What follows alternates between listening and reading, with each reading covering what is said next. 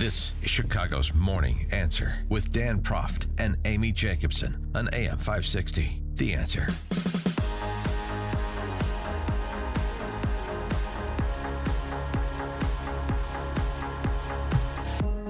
Top of the morning, Dan and Amy. So the overarching theme of President Trump's State of the Union address was made explicit in his summation.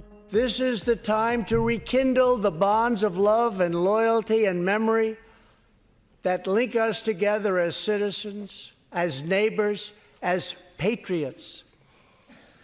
This is our future, our fate, and our choice to make. I am asking you to choose greatness. No matter the trials we face, no matter the challenges to come, we must go forward together. We must keep America first in our hearts. We must keep freedom alive in our souls. And we must always keep faith in America's destiny.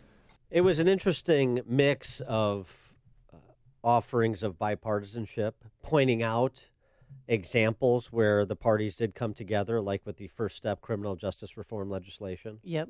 And they had Alice Johnson there. Right. She was crying uncontrollably because, I mean, can you imagine? You think you're going to spend the rest of your life in prison and a miracle happens. And that criminal justice reform couldn't have come soon enough for the Chicago Democrat City Council. Exactly. So that's good news for us locally there. But also pointed partisan shots, too, on the merits, as with calling out Cuomo and Northam and the pro-infanticide Democrat Socialist Party, as with calling out the Maduro caucus that you saw seated in white suits in the Democrat Party. So it was an interesting mix. I think he did a pretty good job of not only touting his accomplishments, but also really marginalizing the Democrats by pointing out just how extreme they are on matters both moral and economic. I think he did a fairly good job with his central chore, which was to reframe and win the argument on an immigration, a border security deal. Could have been more explicit. Yeah, he could have added, the deal that he made or offered Nancy Pelosi and the Democrats about a pathway to citizenship for dreamers and extending it to 3 years. Yeah, just so that they don't have to live in fear anymore. Right, just drill down. It's so simple. Drill down the bullet points that he presented a couple of weeks ago. That could have been important. So that's what we heard. Now, what the left heard was, I think, best summarized by Van Jones, of all people, and you'll understand that his this is crazy. His rhetorical brilliance is why he's earned a show on CNN. I saw this as a psychotically incoherent speech with cookies and dog poop. He tries to put together in the same speech these warm, kind things about humanitarianism and caring about children. At the same time, he is demonizing people who are immigrants. Yeah, cookies. Demonize people that are immigrants. Cookies and dog poop. Who would ever use that rhetorically in a sentence? I mean, the left was mad that they didn't talk about climate change, guns, or coal. Calls to mind Gore Vidal. I mean, there's a wonderful rhetorician, Van Jones. For more reaction, we're pleased to be joined by Jazz Shaw, was my favorite name in punditry now. Jazz Shaw, weekend editor at hotair.com. Jazz, thanks for joining us. Appreciate it. Thanks for having me on, folks. How you doing? Good. So where were you between, very high marks? And by the way, CBS sort of instant exit polling, 3/4 of Americans approved of, liked what Trump had to say generally as well as specifically on immigration. But where were you between that 3/4 of the country and Van Jones's cookies and dog poop? Well, first of all, I'm a little upset with Van Jones for stealing the name of my upcoming autobiography. Sure, yes. But full disclosure, I did not watch the State of the Union address as it happened live. I waited and watched the highlight reel this morning. I've grown disgusted with it for a number of years now. It's basically turned into, political equivalent of the Oscars. We even have a red carpet event. It's just not necessary. I wish the presidents would go back to just sending a letter to Congress, But Having said that, I did watch the highlight reel and the entire response from the Democrats, which I found far more interesting. I thought the president did, what he was expected to do. He's got to go out and rah-rah for his agenda, get in a few shots at the opposition. It was nowhere near as heated, let's say, as some of his rally speeches, which I think the base likes a lot more when he really gets out there and leads with a punch to the nose kind of thing. But, he did what he had to do. And, yeah, I would give it high marks.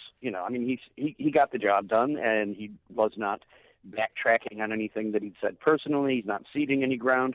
But he was drawing a clear distinction between the platforms of the two parties. And he pulled it off in a very professional fashion. Jazz, what do you make of, he talked about North Korea because he's meeting with Kim Jong-un in a few weeks and said this. As part of a bold new diplomacy, we continue our historic push for peace on the Korean Peninsula. Our hostages have come home. Nuclear testing has stopped.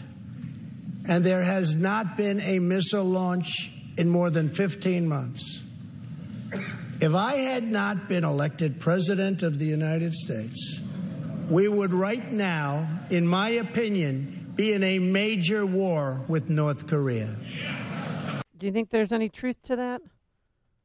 I don't know that we would be in a major war with North Korea because I do not see any Democrat that is currently out there, and certainly not Hillary Clinton, launching a first strike. And I still don't believe that Kim is crazy enough to launch one himself against us. He likes to talk and rattle sabers, and he's certainly insane, but I don't know if he's that kind of insane.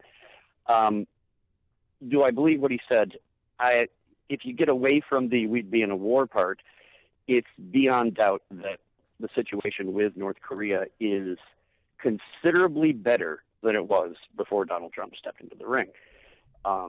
Do I have confidence that it's going to go all the way and we're going to see a fully denuclearized North Korea? I'm sorry to say, and I don't think the president has blinders on. I'm sure he's aware of this too. Kim Jong-un is a liar. He comes from a family of liars. He comes from a family of psychotic liars. They have a demonstrated history of making promises, getting some of what they want, and then turning around and backing down on them. Maybe he'll come through. Maybe he's turned over a new leaf. I'd be thrilled if that was, what was really going on. But I can't bring myself to trust the guy. Democrats are howling about President Trump's line that you can't have legislation with investigations. Sort of a Johnny Cochran moment for him there. A nice rhythmic verse. But that's something that's been done before, frankly, by presidents under significant legal scrutiny, Nixon, Clinton. What did you make of that, sort of the shot across the bow of the Mueller team? It didn't have to be done, but I think the base wanted to hear that. I believe it's going to have absolutely zero impact on Nancy Pelosi and her crew, as they have been champing at the bit to start investigating anything they can investigate and make the news cycle about that as much as possible, as opposed to their own failed policies that they're trotting out again in their new socialist lineup. They would love to have the time between now and the 2020 elections be nothing but investigations of Donald Trump and implying somehow that he's a criminal mastermind or a Russian mole or whatever the story is this week. But no, it was worthwhile for him to say. He's making his case again, as I said before, but there's a significant section of the audience out there whose ears are closed to that. They've already made up their minds, and nothing anybody says is going to change them. What did you think of the president's choice to call out Cuomo and, frankly, Northam by name, the pro-infanticide legislation signed into law in New York, celebrated in New York, bottled up but proposed and supported by the governor of Virginia to, make Democrats in the chamber really uncomfortable. But it's been a while since a president has spoken so forcefully to the nation on the topic of abortion, and it seemed like a great opportunity for him that he sees to highlight just how extreme the Democrats have become on the issue, far left of where the majority of Americans are. Yeah, that's well short of the best way to describe it. I think it's not just far left. I was glad he did that. I've written about that myself recently because, as one of my colleagues at Hot Air, Al Pundit, said a while back, whether you like to admit this or not, infanticide is no longer a fringe topic in the Democratic Party. It's becoming mainstream in large parts of the party. And let's not make any mistake. The president was right about one thing. We're not talking about abortion. This isn't an abortion debate. When you're talking about what Cuomo and Northam were talking about, where a baby is delivered from the mother, is outside of the womb, is breathing on its own, that's a child that is born. It's not an embryo. And the first three words of the 14th Amendment guaranteeing everyone rights are all persons born. If you turn around and murder that child or even allow the child to die without making any effort, you have committed murder. So, I mean, if women in Chicago are pointed out in that way. And if women in Chicago are pregnant and are shot and the baby dies, it's not a first degree, it's not one count of murder, it's 2 counts of first degree murder for the unborn child. Right. And it's not just Chicago. That's fortunately right. The law in a number of places. So there's been recognition in the legal code that, you're a person before you're born, but after you're born, how was that one even up for debate? And yet it's being discussed by prominent Democrats today. That's so barbaric. And it's appalling. Before we let you go, Cory Booker announced he's running for president this week, adding to the field. He was pulling a Dianne Feinstein. This will be underreported because, of course, the State of the Union is the big story. Pulling a Dianne Feinstein in committee in questioning Naomi Rao, who is a nominee to replace Brett Kavanaugh on the D.C. Court of Appeals, asking her whether or not she thought gay relationships are sinful and so forth, plumbing her religious beliefs. But the real question I want to ask you is, do you believe that Cory Booker is actually dating Rosario Dawson? I still prefer to think of him as Spartacus, but did you see how he's polling in Iowa? By the way, no. Did you see the last polling of the Democratic potential nominees in Iowa had Joe Biden at 29%, just double digits ahead of anybody else. The only ones that came above 10 after that were, I believe, Kamala Harris, Bernie Sanders, and maybe one other. But no, Cory Booker and the rest of the pack, they're not even above the noise level. They're not getting above 3 or 4%. They're not gaining any traction. And they're losing, this badly, to an old, straight Christian white man, 77 years of age when the election rolls around, who hasn't even announced that he's running.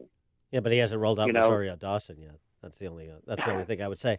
Here's my dream. She's my boo. My dream 2020 field post primary. See if you agree. Okay. You got President Trump. Yeah. You got Michael Bloomberg as the Democrat nominee because Biden doesn't run, then he steps in and he's like the sane Democrat.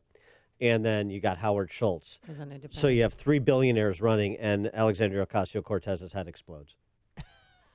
I hadn't thought of it that way, but that would be a bonus. I'm not convinced that Biden's not going to run. Okay. I think he's been wanting this for so long, and his statement, I'm really the most qualified person, under consideration. I don't know if his family gives him the thumbs up. I don't know if he can resist. I really don't. He is Jazz Shaw, weekend editor, hotair.com. Jazz, thanks for joining us. Appreciate it. Anytime, my friends. You have a great day out there and try to stay warm. Take care. Yeah, you too. And he joined us on our turnkey.pro answer line. Hear about the big stories of the day, then talk about them right here on Chicago's Morning Answer on AM 560. The Answer. Let's